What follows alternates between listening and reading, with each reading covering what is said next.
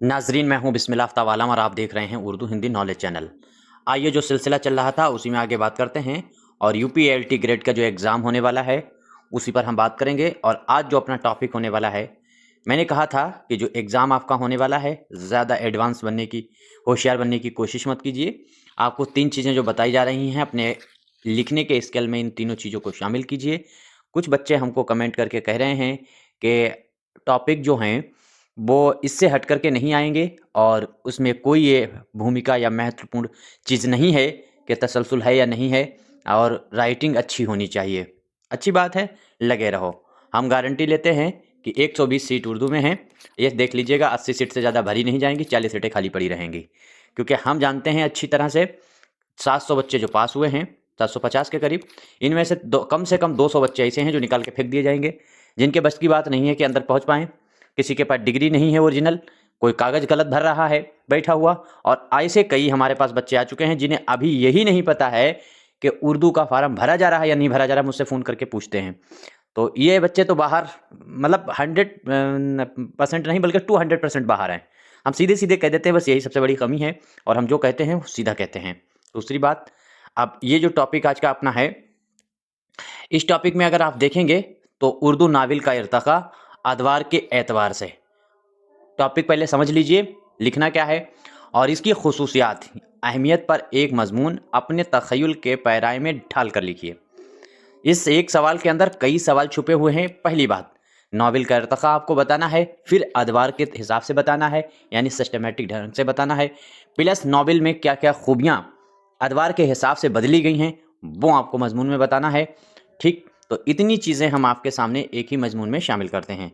अब आप चैनल पर पहली बार आए हैं तो सब्सक्राइब करके जुड़ जाइएगा। यूपीएलटी ग्रेड की आप तैयारी मेंस की करते रहिएगा, जितने टॉपिक हम करा दें। चलिए पढ़ते हैं, फिर उसके बाद में हम चीज़ों पर बात करेंगे। देखिए, उर्दू अदब में नावल निगारी एक अहम सिन्फ के तौर पर उभरी, जिसका आगाज़ 19वीं सदी में हुआ। ठीक है, मालूम है आपको, 1869 में हुआ, यानी 19वीं सदी में हुआ। इब्तदाई दौर में डिप्टी नज़ीर अहमद को उर्दू नावल का बानी समझा जाता है। उनके नावल जैसे मिरातुल उरूस इस्लाही नोयत के हामिल थे। ठीक है, हामिल थे, जिनमें माशरती बुराइयों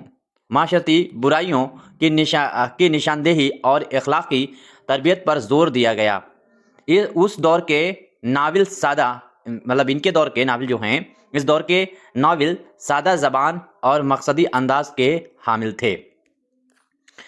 बाद अज़ां, यानी इनके बाद में रतन नाज सरशार और उनका लिखा हुआ नावल फसाना आज़ाद के ज़रिए नावल को तफरीही और दिलचस्पी रंग दिया। उनके यहाँ किरदार निगारी, मकाला निगारी बरचस्तगी पाई जाती है। देखिए, खूबियाँ भी बताई जा रही हैं, अदवार भी बताए जा रहे हैं। इसी तरह मिर्ज़ा हादी रुस्बा का नावल उमराव जान अदा हकीकत निगारी की एक उम्दा मिसाल है, जिसमें लखनऊ की तहज़ीब और एक तवाइफ की ज़िंदगी को खूबसूरती से पेश किया गया। 20वीं सदी, अब आगे देखिए। 20वीं सदी में मुंशी प्रेमचंद लिखिएगा, क्योंकि वर्ड भी कम रखना है, कम ही वर्ड में पूरी बात कहना है। तो प्रेमचंद डायरेक्ट आप लिखिएगा, किसी का नाम लिखिएगा तो उसके आगे अल्लामा, मौलाना ये कुछ लगाने की ज़रूरत नहीं। जैसे इकबाल पे आ जाए तो उसके आगे लिखा देता है अल्लामा, डॉक्टर, सर, फलाना और ढिमकाना, ये कुछ नहीं, सीधे लिखो इकबाल, बस लिख दीजिएगा। तो क्योंकि इतना ना तो टाइम है, आप मेन मुद्दे की बात कीजिएगा, उसका अजमत और उसकी मतलब अहमियत नहीं गिनानी है कि मतलब इनके नाम ये था, इनका नाम वो था, इनके दादा ये थे, इनके चाचा ये थे, ये कुछ नहीं बताने की ज़रूरत है। जो पूछा जा रहा है वो बस वही आपको करना है। तो 20वीं सदी में देखिए, क्या 20वीं सदी में प्रेमचंद ने उर्दू नावल की हकीकत पसंदी की नई जहत दी और उनके नावलों में देहाती ज़िंदगी, गुर्बत, समाजी मसाइल को गहराई से बयान किया गया। इसके बाद क़ुर्रतुल ऐन हैदर ने उर्दू में जदीदियत और तारीख़ को यकजा किया, ख़ास तौर पर आग का दरिया में। तो आग का दरिया तारीख़ी नावल है ही। मौजूदा दौर में उर्दू नावल निगारी में तनू पाया जाता है, जहाँ माशरती, नफ्सियाती और तारीख़ी मौज़ूआत पर काम हो रहा है।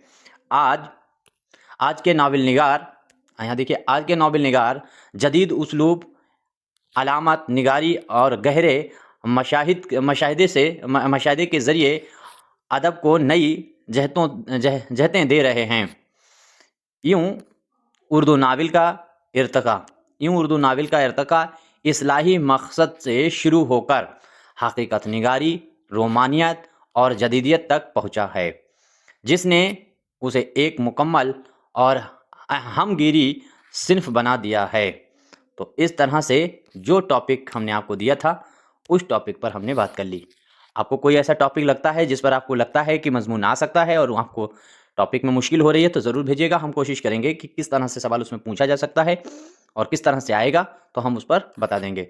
बाकी आप देख लीजिएगा कि अगर आप टीजीटी की तैयारी कर रहे हैं, जीआईसी की तैयारी कर रहे हैं, तो अपनी किताब 2025 और 26 का जो एग्ज़ाम उर्दू का कोई भी इम्तहान की तैयारी कर रहे हैं तो शाहीन को मंगा सकते हैं। 2000 इसमें प्रैक्टिस जो है क्वेश्चन दिए गए हैं, बाकी इसमें नोट्स दिए गए हैं। इस नंबर पर कॉन्टेक्ट करके अपना मशवरा दे सकते हैं। इसी नंबर से आप बुक मंगा सकते हैं। इसी नंबर से जो है आप व्हाट्सएप का जो ग्रुप है उसमें भी जुड़ सकते हैं। तो ठीक है, इस पर आप कॉल कर सकें, व्हाट्सएप मैसेज करके अपना मशवरा दे सकते हैं और ले सकते हैं। मेरा अपना नज़रिया बस ये है, इतना कहना चाहेंगे कि जीआईसी की तैयारी कर रहे हैं तो अभी भी आपके पास वक्त है। टीजीटी की तैयारी कर रहे हैं तब भी आपके पास वक्त है।